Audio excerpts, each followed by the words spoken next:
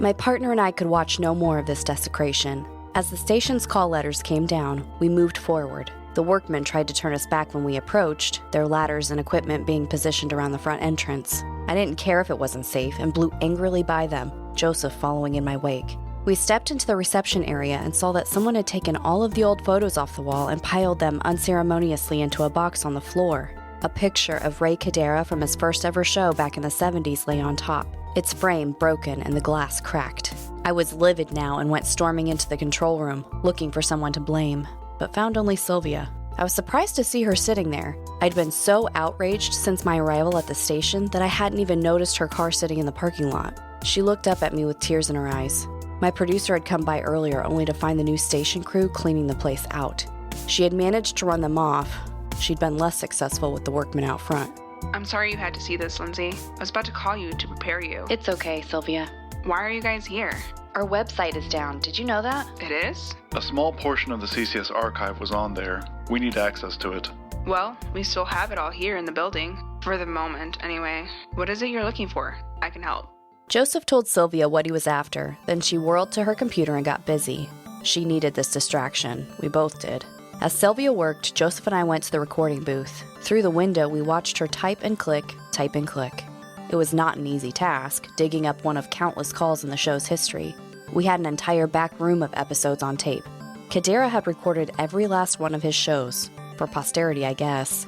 Like you heard Joseph say last time, the station had undergone an extensive digitization effort a few years ago and made plenty of the calls available on our station's website, but the website had been taken down and those calls with it. Fortunately for us, we still had direct access to the archive. I got it queued up. Let me know when to play it. Thank you, Sylvia. Okay, Joseph, what are we listening to? I could tell you, or I could let Ray Kadera tell you.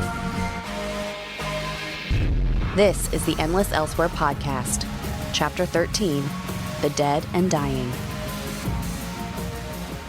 Joseph nodded to Sylvia and she pushed play on the recording. My predecessor's voice filled the booth as it once had nightly for decades. Salutations, fellow night traveler. Let us go together down this lonesome road. It's All Hallows Eve, and there are frightful things about. We will perhaps be safer in the company of one another. My name is Ray Kadera. I'm the host of Circle City Supernatural, and I welcome you to a very special Halloween edition of our program. Now, typically, we bring you stories of the weird and the wondrous, but tonight, you will bring us those stories. Rather than devoting only a portion of tonight's show to the open lines, the entire length of it will be about you, Circle City. Tonight, the listeners become the herd. So please call us and share your tales of the phantasmal and the fantastic. 555-0162 is the number, and the phone lines are lighting up already. Well, let's dive right in. Hello, caller. You're on Circle City Supernatural. Could you pause it there, Sylvia? Thanks. Why are we listening to one of Ray's old Halloween specials? Bailey the shopkeeper. She has a part in all this. This is a call she made to CCS years ago. I see.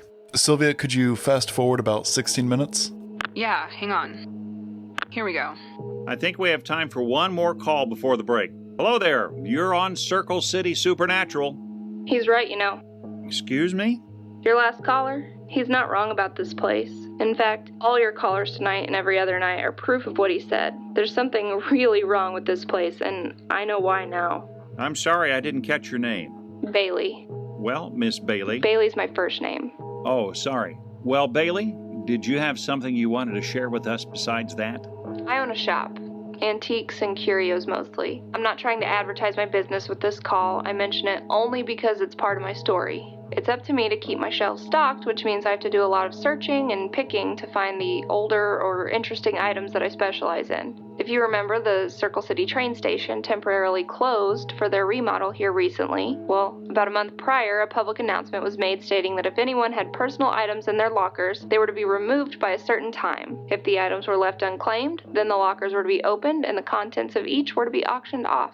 Apparently, it was pretty common for travelers to stash their luggage or whatever at the train station, leave on their trip, and then just never come back for their stuff. Now, some of these lockers had not been opened in years, and others not in decades. This piqued my curiosity, so I attended the auction, hoping to acquire some long-lost treasures for my shop.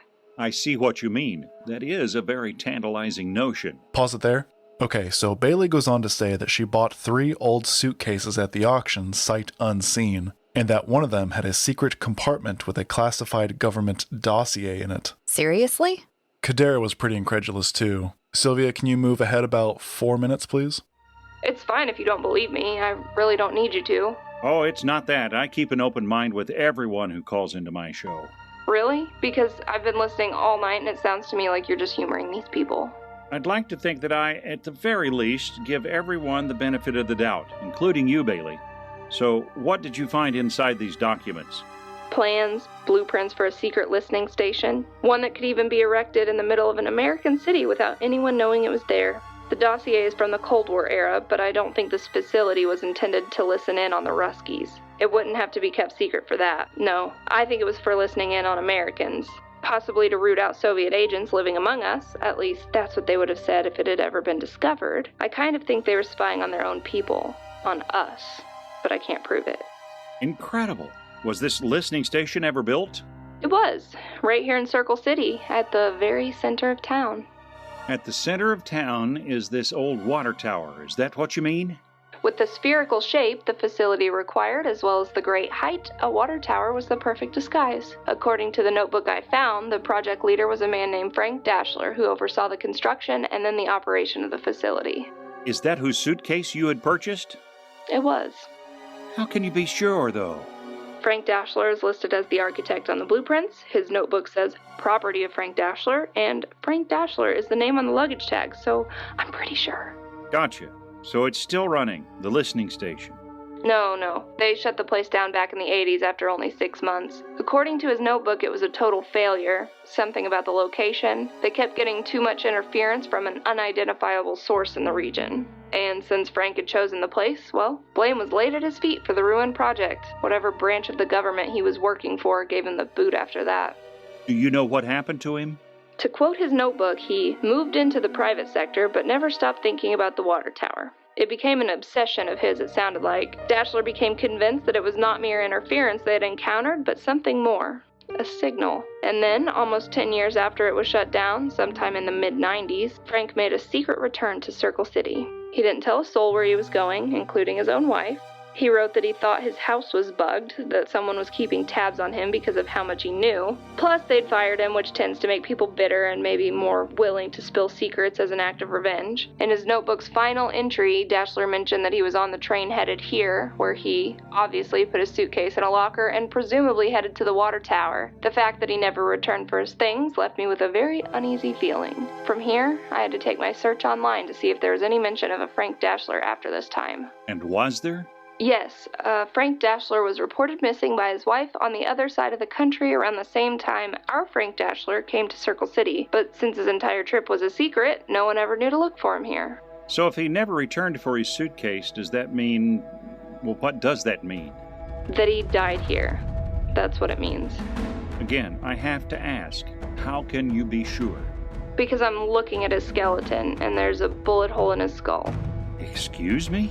That's right, Mr. Kadera. I'm calling from the water tower. I've been listening to your show from the top secret military facility standing in the middle of our own town that none of us even knew existed. Pause, please. This is wild. I don't remember if I ever listened to this call. So she just climbed up to the tower and snuck inside? She did. Bailey goes on to say that Halloween night was the perfect time to do so, having the distraction of the holiday. So who killed Dashler? She speculates that it was an assassin, a henchman of the Cabal, no doubt. Sylvia, could you go forward about a minute and 20 seconds, I believe it is? And then just let it play to the end. Thank you. 1 second. How do you know this call so well? I've listened to it quite a bit. It's my belief that the Beowulfs heard this the night it aired, and that it prompted them to send me the Dreamcatcher story. Oh, gotcha. Okay, here it is. Have you called the police? No, just you. Been sitting up here for hours trying to decide what to do. The place still has power running to it, actually. Flipped a bunch of switches when I got here. Several bulbs exploded, but most came back on. A lot of the equipment fired up, too. bulky old computers and some other graphing devices. It's all arranged against the round walls of the place, so it's in a ring, essentially, and in the middle is kind of a control station. That's where I'm sitting, where Dashler probably sat, overseeing all of this. They covered everything in plastic before they went in case they came back someday, I guess. But anyway, when I turned everything on, the place started picking up broadcasts from all over, including yours. Listened for a very long while before I decided to call in. When you first did, Bailey, you mentioned that my previous caller was right about this place, about there being something wrong with our city, and that all of my other callers were proof of that. Ray, the very existence of your show is proof. The fact that this town needed an outlet for all of its otherworldly stories should make it clear to all of us that this town is otherworldly. You also claimed you know why, that you figured it out. I didn't figure it out. Frank Dashler did. After they shut the water tower down, he had a decade to think about what he stumbled upon. He developed a theory which he outlined in his notebook. That's why he came back here when he did. He was ready to test his theory. Oh, do you want to hear it? The theory? Yes, of course. No, I mean the signal. I have it turned down at the moment, but if you think your listeners would like to hear it. I think we'd all love to hear it. Okay, hang on.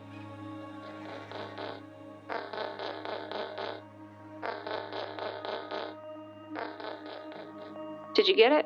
Yes, we heard it.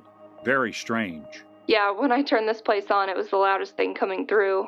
I figured out how to dial it down, though. Compared to now, 80s technology is pretty basic. It did seem very strong. I'm surprised you found my show over all of that. It was a fluke that I did, and yeah, the strength of the signal is something Dashler mentioned repeatedly in his notebook. He was afraid that by the time he got back to the water tower, the signal would be drowned out by all the background noise from our city, since our little town sprung up into a metropolis in the 10 years since this place closed up shop. But when he arrived, he found the signal to be stronger than ever. The more time goes by, the stronger it will get. Why? Dashler was pretty sure about 2 points. First, the signal is coming from deep space. Second, it's automated. I said a couple of very suggestive and scary things just then. Take a moment to fully process their possible meaning and significance. And we would have never known it was there except that some paranoid government built a listening station with the technology necessary to hear the signal on the very spot where it was hitting. So, the signal was not meant to be heard by us. It's not a message or anything, is what I'm asking. No, sir. Dashler proposed that the signal was evidence of an intergalactic channel. If you imagine it as a river, the sound we just heard would be the current of the water. Make sense?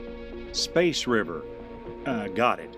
And there's something sailing along it, heading right for us. Dashler was alone in figuring all this out. Remember, his employers in the government and colleagues didn't think this was a signal, so not even they know about this. Until now, that is, assuming they listen to your show. And what you're telling us all is that something is on its way here. Something has been on its way here for a very long time, and our little speck on the map is its fated point of arrival. This place, Ray, being the long-intended landing area for something unimaginable, is ground zero for the supernatural because it's cursed. Ray, you still there? Oh, yes, sorry. My producer is telling me that it's time to go to commercial. Just one more thing, if you don't mind. Well, go ahead. I know what all Frank discovered when he came back here because he scribbled it down before he died. I found a note beside his skeleton. And there's one last thing I haven't told you about yet. When he discovered that the signal had gotten stronger and realized that it was because the source was getting closer, he worked out how to measure the distance between us and the thing coming our way. Dashler was able to approximate its arrival. Ready for this? 2060. Did you hear that, Circle City? You have a little more than 40 years before your entire world changes forever. What is coming? Please tell us what. That, I'm afraid, Frank had no answer for. We'll just have to wait and see. Thank you for that call. We're going to take a commercial break now. Stay tuned for more Circle City Supernatural. Wow. I'm really surprised Bailey wasn't cut off like they cut off Zhao. I assume her going on the radio and telling everyone about this was not to the Cabal's liking. It would be my assumption that Bailey's call is the reason they actually set up that cutoff protocol to keep this kind of thing from happening ever again. Right. So, whatever happened to her? For years after this call, she was still around, still running her curio shop.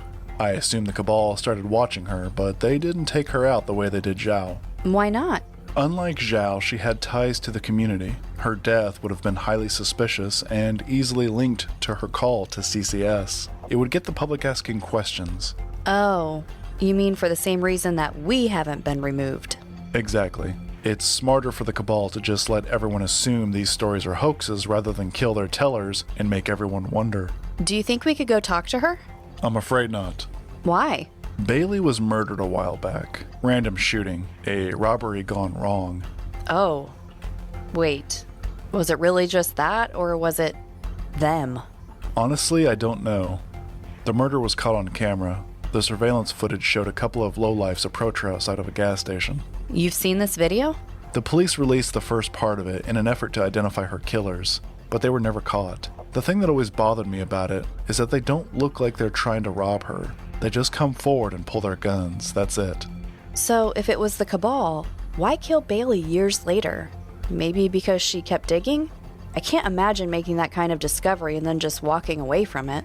It's possible they may have even warned her to stop. But she didn't listen. She just had to keep going. We're not talking about the shopkeeper anymore, are we? That tape of Brian and Caitlin earlier, and now this recording of Kadera and Bailey, hearing them, it's just... I don't know, it's unsettling. Voices of the dead. I get it. Let's just hope that someday our voices aren't being listened to in the same way. Before we left, Sylvia took Joseph aside and put a hard drive in his hands. She'd made a backup of the show's entire run. She was entrusting the Circle City Supernatural Archive to the Circle City Collector.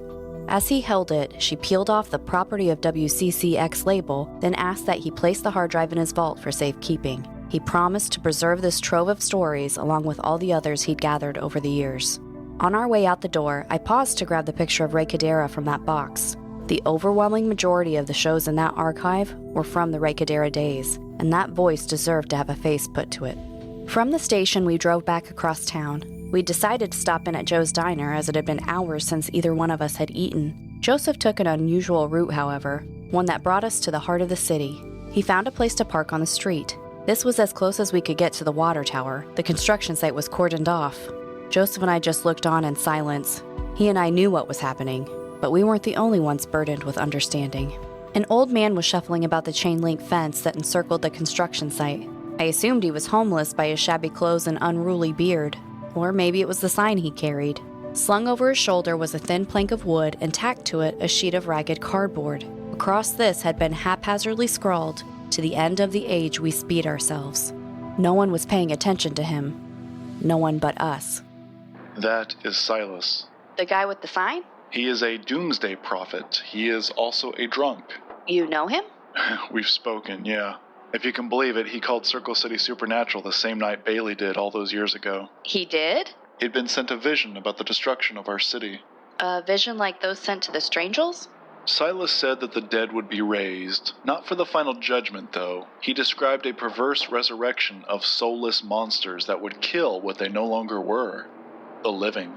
He foresaw what the Dreamcatcher did, what the Cabal plans to do here. An older van had pulled up sharply next to Joseph's truck on my side. We both looked over to see the driver's window come down. Inside were a pair of faces we had not seen in some time. It was Ryan Tolliver behind the wheel, and beside him, Carolyn Pelfrey. Recognizing them, I rolled my window down as well. You guys shouldn't be here. Does Hardesty really think we're gonna attack this thing in broad daylight? Why else would you be here? The pair of you are really going along with this? Hardesty's a piece of work, but he knows what he's talking about. So if we try to stop the Cabal, you guys are gonna stop us? We're not here to fight you. We're here to save your lives. Hardesty doesn't want you guys getting yourselves killed trying to sabotage that thing. We've been sitting here too long. They're going to notice us. Heartland Security have spotters on every rooftop. Get lost, podcasters. Joseph and I exchanged looks, then leaned forward as one, peering up through the windshield. He glanced left and I right, both of us scanning the ledges of the surrounding buildings. After a moment, we eased back in our seats and again looked to one another, having both seen the figures of people moving about the rooftops. We should go. Agreed. We continued on to Joe's Diner after that. We entered to find the place empty, as it so often was at this time of day, and with no sign of Piper, who was probably in the kitchen. Joseph and I took our favorite booth in the back corner. So, should we come to it at last? What? For the listeners, we've taken them on a very long walk today, but now we've finally reached the destination. The Cabal's plan for Circle City. Okay, go ahead and lay it all out for everyone. But do keep it brief, please. This episode is... Running long, yes, I know. Actually, you know what? Don't worry about it. We'll probably have to cut today's recordings into 2 episodes anyway. Really? Does it actually matter how long they are? Our first season runtimes were all over the place. Some were too long, some too short. Before season 2 began, Sylvia and I decided on a window of about 40 to 50 minutes per chapter. Except for the Halloween specials, we try to keep the episodes around that length. It's better for the podcast if they're a little more uniform and consistent, you know? Why do I feel like now that you said that, we're going to break this rule? Well, if you need to trim anything, you can take this part out. I'm sure the listener doesn't care how the sausage is made. Oh, it'll stay in. Trust me, our audience likes these little peeks behind the curtain for some reason. Maybe not at the moment, though. As you said, we've done a lot of explaining today with the promise of a big payoff. So please, Joseph, pay it off. Right. Everyone is about to understand why we went over all that we did today, or last episode, depending on how this all gets edited. But whatever the case, they'll realize that it was worth it. Joseph, please. Okay, here it is.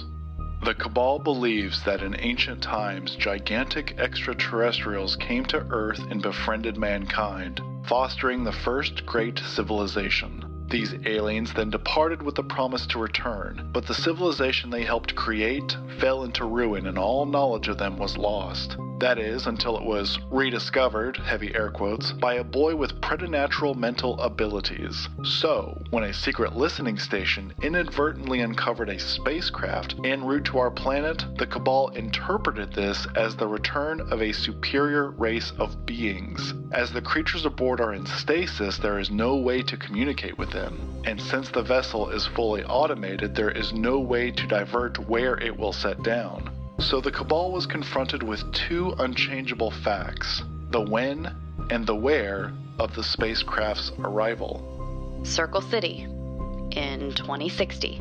Right. And around these 2 unchangeable facts, they devised a plan. They have determined to clear the way for the return of their overlords, to prepare a place for the Nephilim to not only land, but to live. Now the question was, how do you empty an entire city, displacing millions of people? How indeed.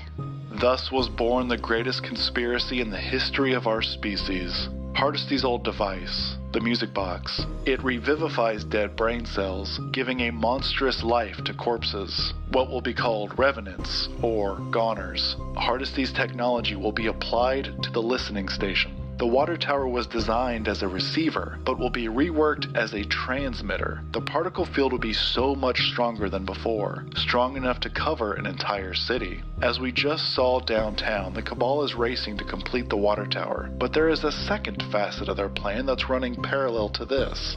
Which has everything to do with what happened at the nursing home earlier? Yes. The Cabal is gathering an army of the dead. The old man I was to retrieve from Rest Easy will be one of them. The Cabal is staging these bodies all over town in refrigerated trucks, so that when the water tower goes live, there will be a horde of revenants ready to swarm the streets. What you're describing is... a false plague, yes. It will be treated as viral, and that's very much the point. They will enact a forcible evacuation, then a semi-permanent quarantine of the city. And those Heartland security guys we saw on the rooftops a bit ago, they'll be doing far more than guarding the water tower. Just as the Cabal is strategically positioning the dead all about the city, so too are they setting up sniper nests. These operatives will kill anyone attempting to fight back. Heartland security will actually defend the dead from the living, so that the revenants can overrun Circle City. This is all laid out in that story from the Dreamcatcher. And the world will believe this? Oh, there will be plenty who suspect underhanded doings, certainly. Even some who dare to speak up. But the only thing more terrifying than the official narrative is the alternative. Anyone who doubts the story has to admit that the world is not at all what they think it is. And that scares people more than monsters. But the living dead? Really? People are gonna buy that as reality? Through cultural conditioning, we've all been primed to not only accept something like this, but to expect it. So much so that when it finally happens, the masses will swallow it as truth. What happens after they clear the city? The Dreamcatcher goes on to speak of the Cabal erecting a perimeter around the city that will eventually be turned into a massive wall, a rampart. Decades from now, the Cabal will announce that the last of the virus has died out and will begin a restoration of the region. They'll start by tearing down the ruins of the old city with the promise to rebuild, but really they'll just be making a place for the Argosy to land. In summation, listener, the powers that be are going to fake a zombie apocalypse to make way for an alien invasion. And it's happening right now. Do you see this? Who are these jokers? That's not Carolyn and Ryan, is it? No, it's another crappy old van. Geez, slow down, fellas. Joseph, they have guns. They have... Lindsay, go. Out. Whoa, guys. Hey, you can have our money. There's probably some in the register, too. Just take it easy.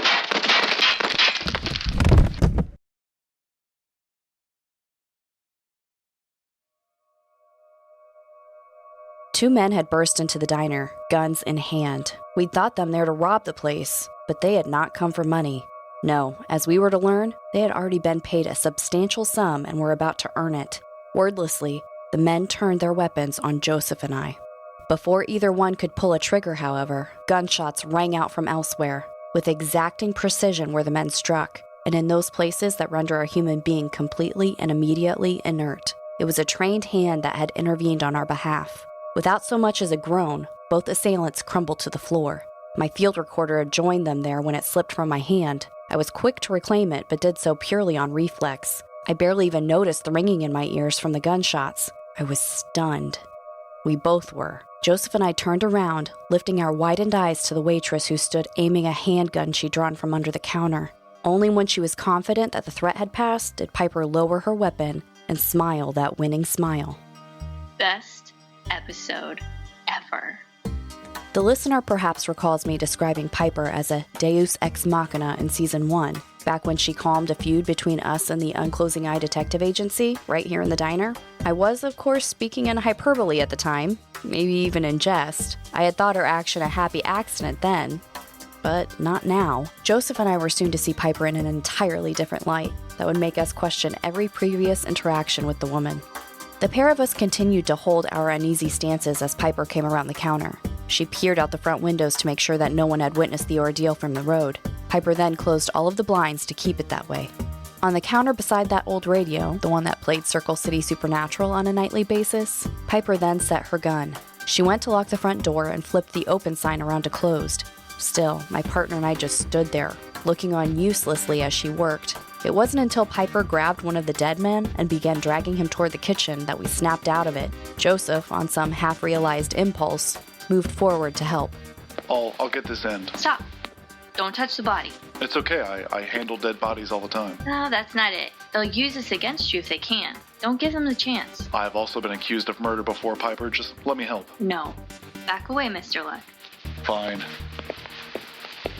Joseph stepped back to my side and we simply watched as Piper hauled one body, then the other, to the kitchen. When she did not return, we moved to join her there. Pushing through the swinging door, we saw that she'd moved the bodies into the walk-in fridge. There wasn't time to clean up all the blood, she told us as she stepped out, but she could keep the smell from getting beyond the walls of the diner and drawing attention. Piper closed the heavy door behind her, then smiled at us. She was unflustered by the situation, unbothered by her actions, as if killing two men was to Piper no different a task than pouring a cup of coffee. Her pleasant expression only changed when she glanced down at her blood-spattered uniform. But even the frown that came to Piper's face was somehow careless.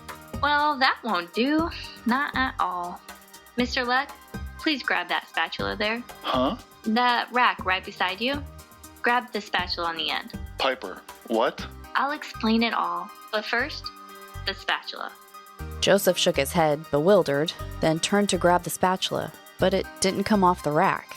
In fact, after pulling it partially away, it jerked out of his hand, snapping back into place, like a lever. Like a secret lever. Whoa! You're not the only one with hidden rooms, Mr. Leck. What in the world is this? You've got to be kidding me. Behind us, a tall cupboard, or what was meant to look like one, dislodged from its place against the wall and slid aside. The sound and the movement startled Joseph and I, both spinning around to the darkened room that now stood open to us. Before we could fully react to the sight, a dozen monitors flickered to life, their collective glow illuminating this inner space. Each screen held a different angle of the diner, inside and out. There were, apparently, hidden cameras and probably microphones all over the restaurant. This was an incredibly sophisticated surveillance setup for a diner. Who are you? I'm one of the bad guys. At least I used to be. As Joseph and I continued to gaze disbelievingly into the secret room, Piper stepped over to the sink and washed the blood from her hands. She then grabbed a towel and used it to dry them. I have some extra clothes in here. If you guys want to give me a couple minutes to change, I'll meet you back in the dining room. Piper said this as she ushered Joseph and I from the kitchen. We were not made to wait long, and soon she re-emerged from that swinging door in regular clothes. We'd never seen Piper in anything other than her waitress uniform, so she looked very different now, like a stranger. But then, maybe it didn't have anything at all to do with how she was dressed. At once, Joseph and I bombarded her with questions to which we were owed answers. But Piper wouldn't explain herself, insisting we leave the diner for the bank. Only then would she talk. We had no choice but to agree. The woman reclaimed her pistol from the counter and concealed it inside of her jacket. The three of us then quietly left the diner through the rear door, which Piper locked behind her. We came around to the front, to the parking lot. I was doing my best to act normal and was most assuredly failing. Piper was relaxed, and Joseph at least appeared to be. While my partner had fled a crime scene before, this was a first for me. We loaded into the cab of his truck, and my partner drove us away from Joe's diner for what was likely the very last time. Our trio entered through the back of the bank as furtively as we'd exited the diner. Still feeling exposed, Piper asked that we go down into the basement. Joseph didn't hesitate to open the secret door, revealing to Piper which of the countless books in his library had replaced Revel Tersus. At first, I thought my partner was still in a daze and simply not thinking, but this was a gesture. Piper had shown us her secret room, so he was reciprocating. Once in the basement, my partner, who'd not neglected to bring the hard drive and photo in with him from the truck, then moved to the vault to secure both. I watched Piper watch Joseph as he dialed in the combination, then dragged open the Titanic door. Piper's eyes remained fixed on my partner as he entered and pulled one of those safety deposit boxes from the wall, placing the CCS archive and framed picture inside. Joseph had returned the box to its slot before Piper finally turned to me, meeting my gaze. She smiled, as friendly as ever, but her eyes sparkled differently now. I've bragged previously on this show that I can usually tell when people are lying to me, but I never so much as got a suspicious feeling from Piper. I couldn't read her, not at all, but I knew she was reading me like a book. It wasn't until Joseph came back over to us that she spoke. I know you guys have questions, and I'll tell you everything, but you're not the only ones who need to hear it. Do you have a way to contact the Unclosing Eye Detective Agency? We're not really on speaking terms with them at the moment. I do have Keith's number, though. You do? Yeah, he gave it to me before we left the church. I can make the call, but can't promise they'll show up. For what I have to say, they'll show up.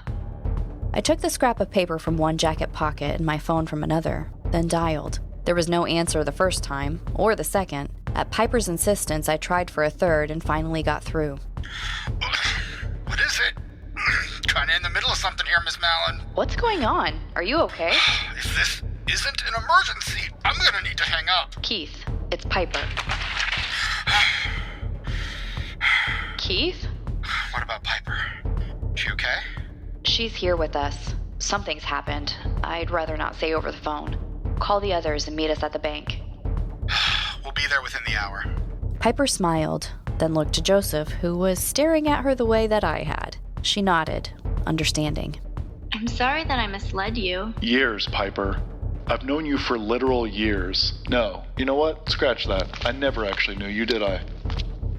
Even if she was going to answer, Joseph didn't give her the chance and skulked abruptly away, going upstairs to wait and watch for the agency to arrive. I glanced at Piper. She was hurt by that. Well, appeared to be anyway. If this was sincere emotion, I couldn't reconcile it with so false a person. Who was this mystery woman? Well, we would soon find out.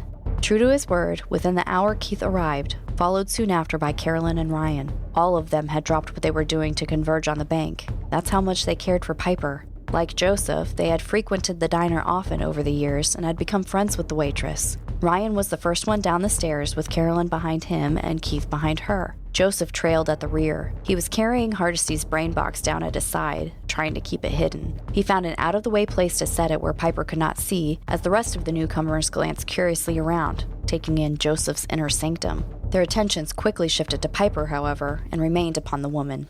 What's all the hubbub? Piper, why are you here with them? Geez, I almost didn't recognize you in regular clothes, Piper. You look like someone else. She is someone else. Joseph and I were attacked earlier at the diner by a couple of creeps who tried to gun us down. Yeah, I know what that's like. We would not be standing here if it wasn't for Piper. She killed both men with a gun she kept under the counter. I'm sorry, she did what? Piper, you did what? Piper, is that true? And before we left, she showed us a secret observation post hidden in the kitchen. The entire diner is bugged. Piper, what in the actual... One of them. One of who? Who are you? I'm a deep cover operative who was embedded in Circle City years ago. I was the first of many. You're a spy? I belonged to a covert intelligence outfit that would eventually be expanded into what is now being called the Department of Heartland Security. You are one of the Cabal's hidden hands. I can't believe this. You were my friend. When I still worked at the cemetery, I'd go to Joe's almost every day. I confided in you. I told you all kinds of things. I'm so very sorry, Ryan. Truly, I am. What was your mission? To observe, to keep my fingers on the pulse of this town. I was to gather intelligence, no matter how mundane. That was my sole directive. My employers wanted to know everything that was happening here. Along the way, I realized that they were sniffing out potential obstacles. I did not know what this was in preparation for. You must believe that. But even before I learned of their plan, I had turned against them. Why the change of heart, Piper? Hang on, you're telling me every private conversation we had among ourselves at the diner, you were listening? You've been listening the whole time? So you knew everything about us, don't you? I know that you stole the lantern because you thought it might be valuable, but that you used it to help Violet fight the revived Boonies cult, the cult of which you were the leader, Carolyn. She then attempted to assassinate you, Keith, back when you were still a cop who was investigating her. And all the while these stories were being collected and published by you, Mr. Leck, always digging for the truth. And now you finally come to it. And Lindsay, you moved to this town for a mere job, without a clue about what awaited you here. But did you run when all others would have? No, you stayed, and you fought. And I even know about you, Hardesty. You don't have to hide him from me. Everyone's eyes widened. Piper really did know everything. Joseph went to retrieve the brain box, setting it on a nearby table so that Hardesty could join our conversation. If what you say is true, Fraulein Piper, why did you keep me from your employers? My capture would have been very beneficial for you. Because I knew that if even you could turn on them, Hardesty, then I could too. Yes, I've watched you all since the beginning, and you have every right to hate me for it. But let me tell you what I have seen in this time. I've seen villains become heroes, and enemies become allies. Against every possible odd, have all of you come together, united by your choice to do the right thing. Look how far all of you have come, and now realize that I've come with you. I've quietly been a part of your journey since the start. Your story is now mine as well. Why the change of heart, you ask? It's because of everyone here. Because of a bunch of random people who just kept coming into a little diner. I'm different now because of you. My regulars. Great speech. Very emotionally manipulative. I'm being sincere, Keith. But we can't know that, can we? I think I've already proven that. What about Dr. Zhao? You were there the night he called Lindsay's show from the diner. Did you turn him over to the Cabal? I did not report Zhao to my employers and was nearly decommissioned for it. Fivecoat tracked Zhao to the diner. The story I told you of the SUV showing up that night, then leaving when Zhao did, that was true. What do you know about Fivecoat? He is an operative. Like you? No, I worked in intelligence. He worked in a different capacity. Oh, you watched people and he bumped them off, okay. Yes. After finding Zhao at the diner and realizing that I had not reported the rogue scientist, Fivecoat communicated my failure to our employers. Just as I was watching you, the Cabal was now watching me. Like any intelligence agency, they spy on their spies. They began to suspect that there was something off with me, that I had been here in Circle City too long. A while back, they sent Fivecoat to give me a talking to. He warned me to get in line, because our employers were finally ready to move forward with the closed circle solution. The what? They have a name for their plan. They call it the closed circle solution.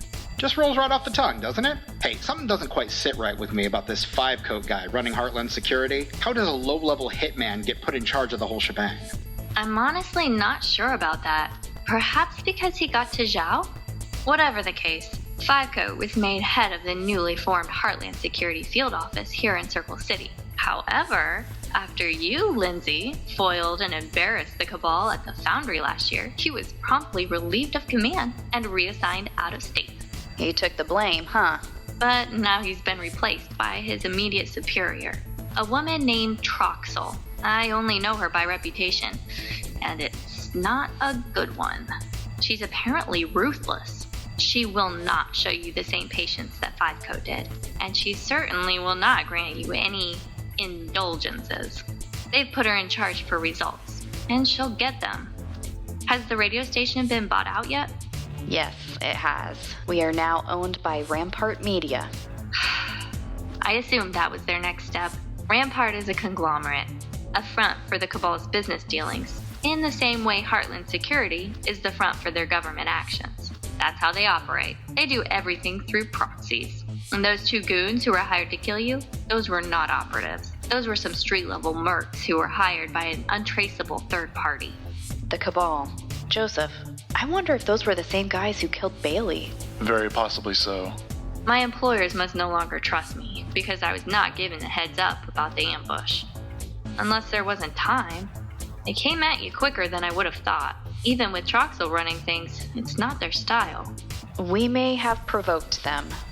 We'd just come from the water tower. And we spoke to them while there. Heartland must have spotted us. Maybe we shouldn't have come here. Someone told us just yesterday that one of those black SUVs was outside the bank. Heartland Security is still watching this place. No. They took surveillance off this building a while ago. Heartland is concentrating all their spotters downtown to protect the water tower. Who told you this? Someone we cannot trust, apparently. I glanced at Joseph, but he didn't meet my eyes.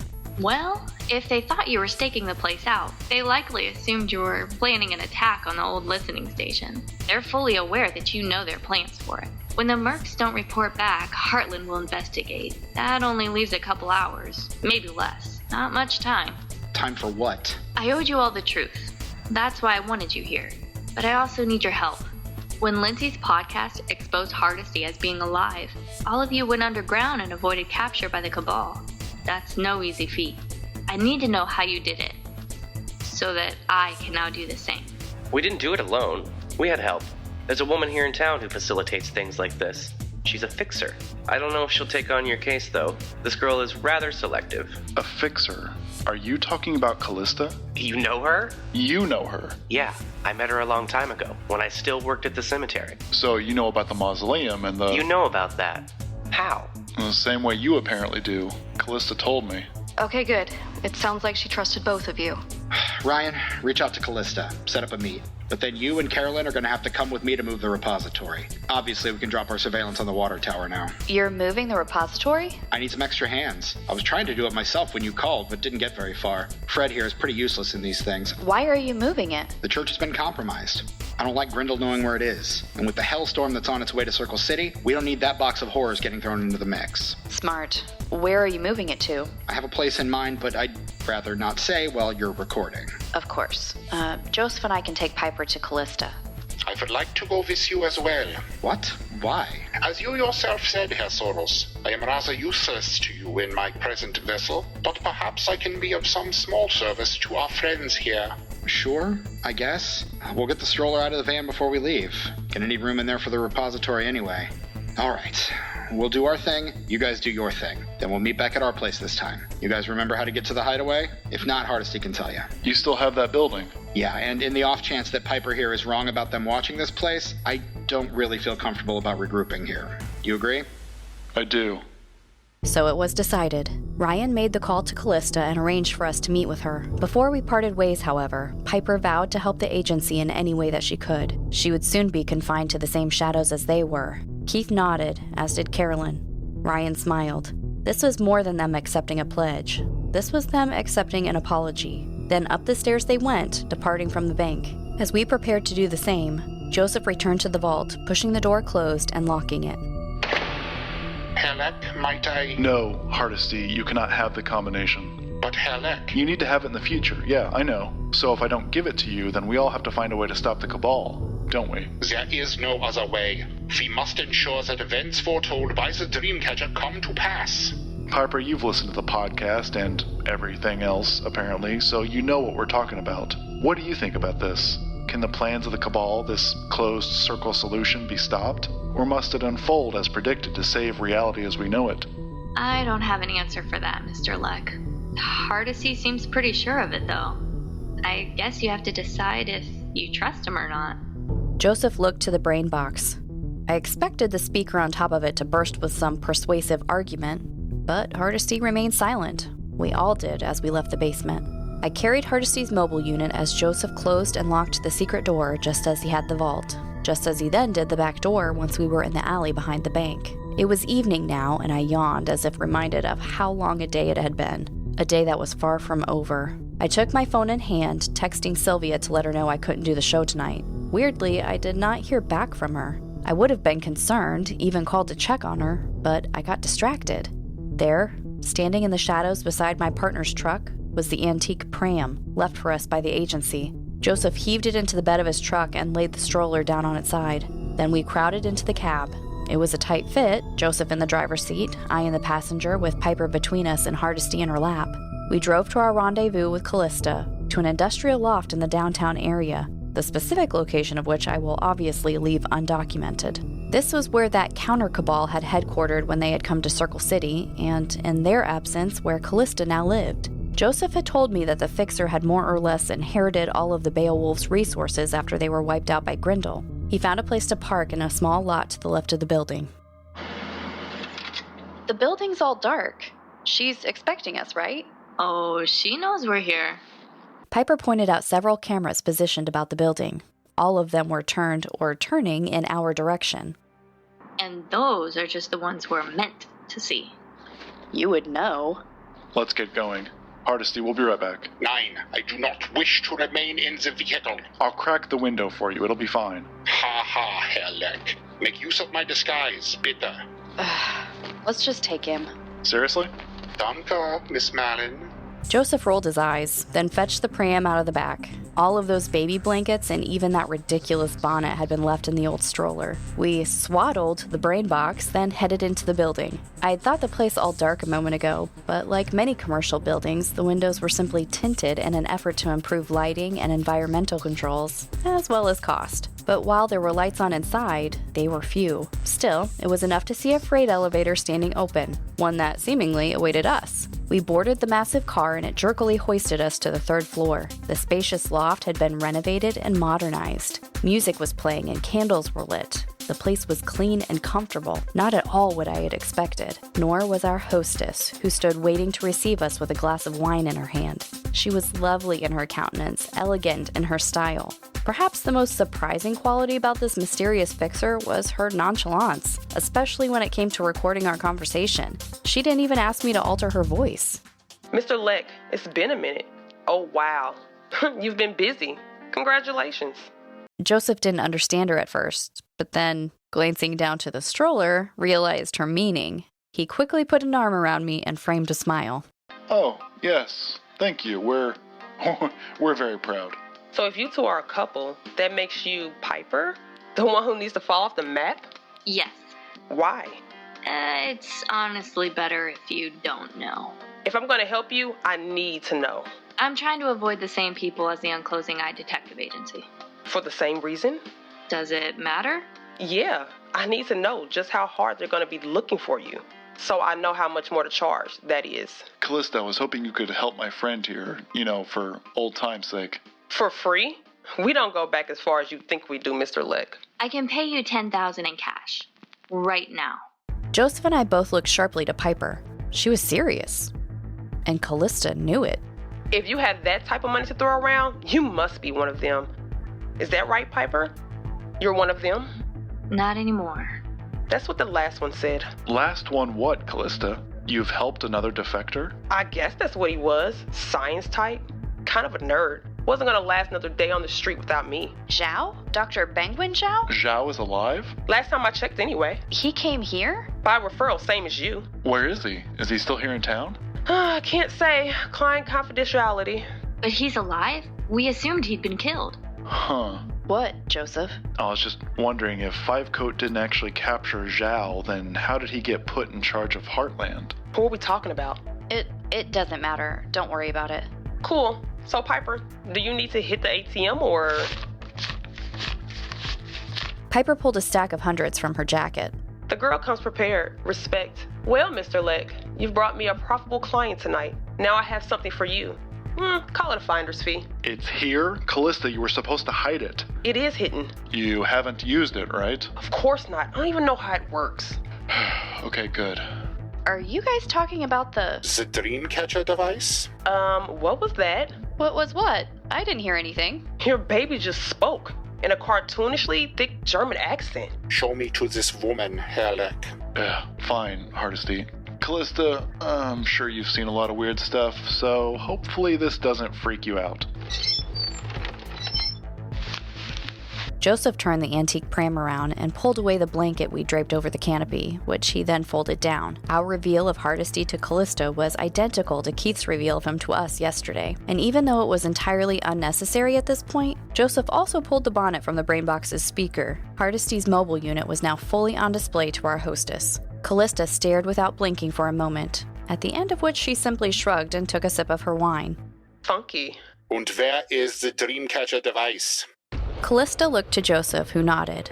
The woman stepped away. She soon returned with the Dreamcatcher, handing it to my partner. I pressed to his side to see it for myself. The device had the dimensions of a standard hardbound book. It was metallic and unburnished gray, with a collapsible antenna on the side. On the front, there was a circular screen. Beneath this were 4 knobs and an indicator light. The light, like the screen, were dark at the moment. I didn't understand the point of the screen, and my partner explained that it was an audio visualizer, that as recordings played, waveforms would appear. I'd forgotten that the Dreamcatcher was little different than my field recorder, if only my field recorder could send stories through time. So this is the cause of so much trouble. Seems like we should just destroy it. Keep it from doing any more damage. Nein! It must still exist in the future to receive the information that it has revealed to us already. If we destroy it now, it will... Undo reality. Yeah. What are you guys talking about? You're not a listener of our podcast, huh? I'm more of a true crime girl myself. The alert had come from Callista's phone. Checking it, she tilted her head and twisted her lips. What is it? The guy you mentioned a minute ago. What guy? Fivecoat? He drive a dark SUV. Why? Beard, glasses, tacky bolo tie. Sounds like him? Yeah, that's him. Why are you... He just pulled up to my building.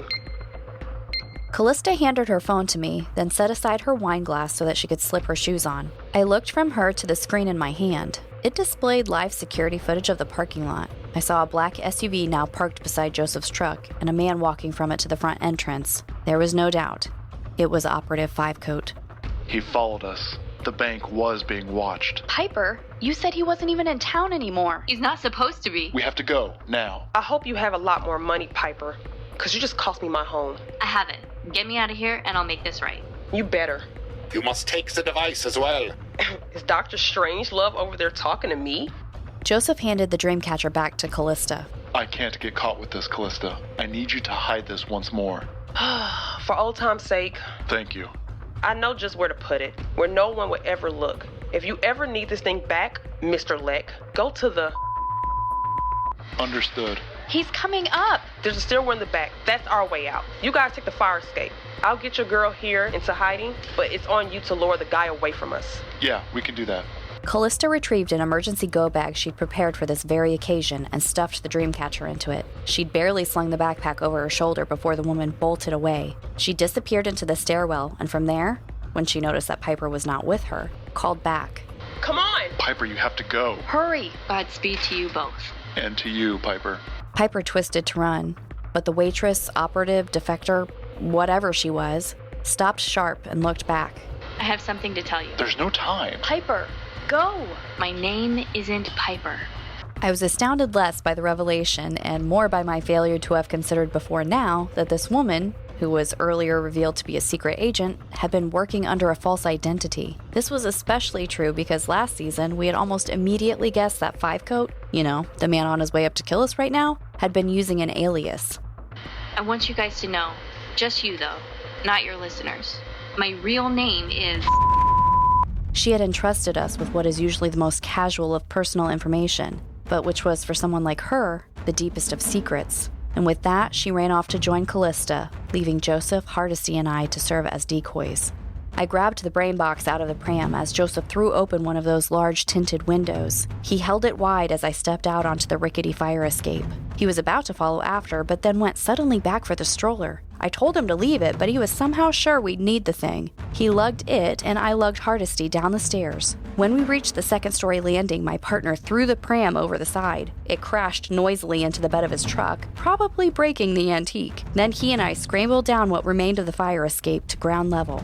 We'd just gotten back into Joseph's truck when a small hole opened in the hood of it. I gazed through the windshield, baffled by its appearance. I had not heard the preceding blast, only seen the metal suddenly perforate, so I had not recognized it as a bullet hole at first. The operative had some sort of suppressor attached to his weapon to muffle its reports.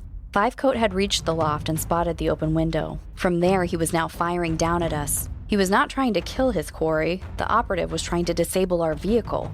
He was trying to stop us. Whatever damage Fivecoat had caused to the truck was not severe enough, however, and when Joseph floored the accelerator, his rattletrap of rust lunged from the parking lot. It wouldn't take Fivecoat any longer to get down that fire escape than it had Joseph and I, probably less time since he had no burdens. So we knew he'd be back in his SUV and giving chase very quickly. I was still surprised with just how fast he caught up to us. Joseph's eyes darted to the rearview mirror, which prompted me to twist and peer out the back. Night had come fully over the city now, and the streets were slightly less trafficked because of it. However, there remained plenty of other vehicles on the roadway. Fivecoat was weaving wildly between them, sideswiping a couple as he closed the distance between us. Once he'd reached the truck, he didn't hesitate to ram the back of it. We fishtailed a bit, but Joseph kept control. This blatant and very public attack was not the clandestine work of an operative. Fivecoat wasn't even supposed to be in the city. He wasn't here on orders from Heartland Security. He was working alone. This was one man's desperate personal act of revenge, but this also meant he would have no backup. The last time we faced off with Fivecoat, he had an army with him. Not now. Even still, Fivecoat was about to show us that he could be plenty dangerous by himself. The SUV sped up beside the truck, and Fivecoat veered hard into our lane. He was trying to run us off the road, but Joseph swerved violently back at him. The two vehicles clapped and pressed, grinding their metal together. I don't exactly remember how it happened, but both men lost control of their vehicles, both crashing. Fivecoat into a utility pole, Joseph into an enclosed bus stop, which was, thankfully, empty at the moment. I don't fully recall the impact, just the blurry aftermath.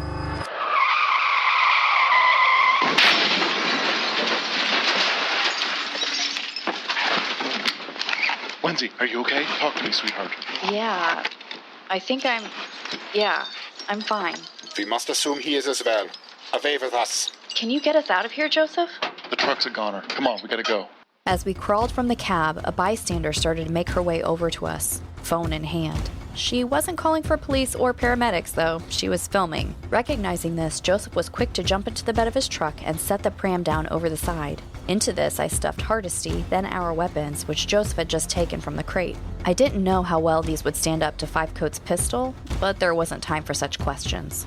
A couple of good Samaritans, who were actually concerned about our well-being, were approaching now. They bypassed the filming woman, then called after us as we ran off, thinking that we were fleeing the scene, which we were. They didn't pursue us, but instead moved over to the SUV to assist the driver. They helped pull Fivecoat out from behind the wheel, that is, until they saw his gun. Throwing a glance over my shoulder, I saw them all scatter from the operative, who then started after us, limping now. Whether or not my partner had realized he was doing so, Joseph had been driving back toward the hideaway, where we were to reconvene with the Unclosing Eye Detective Agency. In his reckless speeding, he'd brought us within a couple of blocks of the place, so to there we aimed ourselves. Fivecoat was keeping pace with us, despite his leg injury. A testament to his resolve, I suppose. One or more of the wheels of the old pram were no longer turning correctly. Something about being thrown off of a building, so at some point Joseph gave up trying to push it. He pulled on his gauntlets, then grabbed up Hardesty's brain box with his now armored hands. This he did as I strapped the shield to my left arm and hung the sheathed basilard on my right. Then we set off, leaving the pram behind on the sidewalk. Just a moment ago, we'd been trying to blend in. Now it was as if we wanted attention. In actuality, Fivecoat, in his overt pursuit of us, had forced my partner and I to be just as overt in our escape.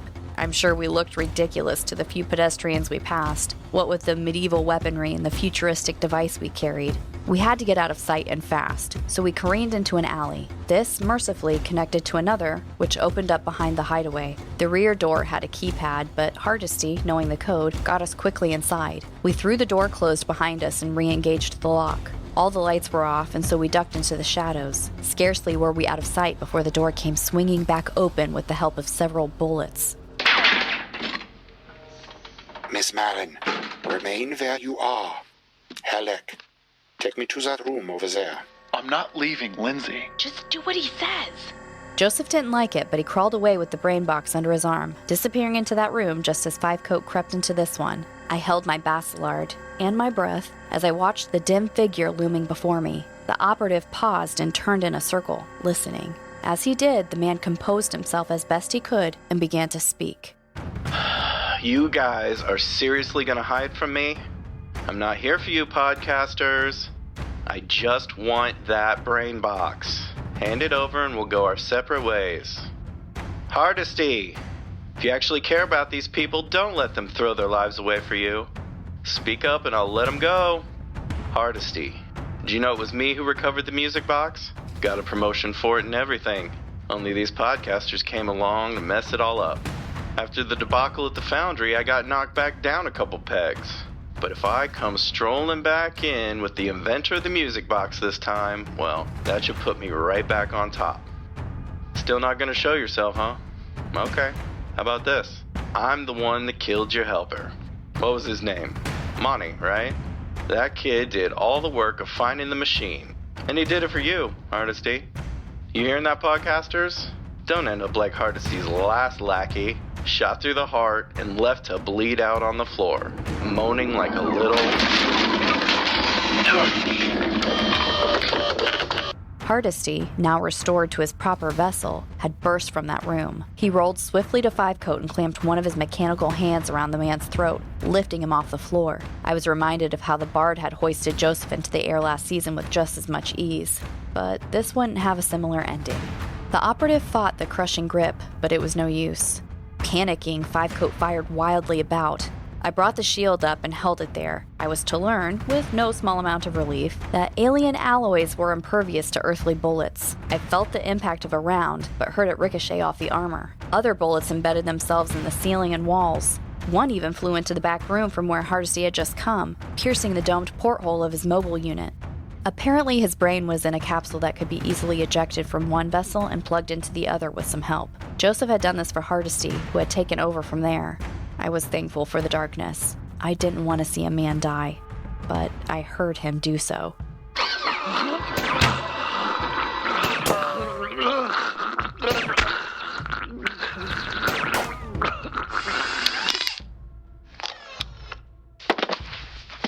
Wird in das ewige Feuer hingehen. Hardesty? You can come out now. Both of you. Lindsay? You okay? I'm okay. You? It's just my truck. Yeah, I'm sorry, babe. I know you loved that thing. We must contact Herr Sorrels and the others. We cannot stay here. He wasn't after Piper. He was after you, Hardesty. And you killed him. His blood is upon my hands, yeah. As is Montgomery's. As is so many others. And soon, an entire city's verse. Do good. Fight evil. Repeat. I'm Lindsay Mallyn, and this is the Endless Elsewhere podcast.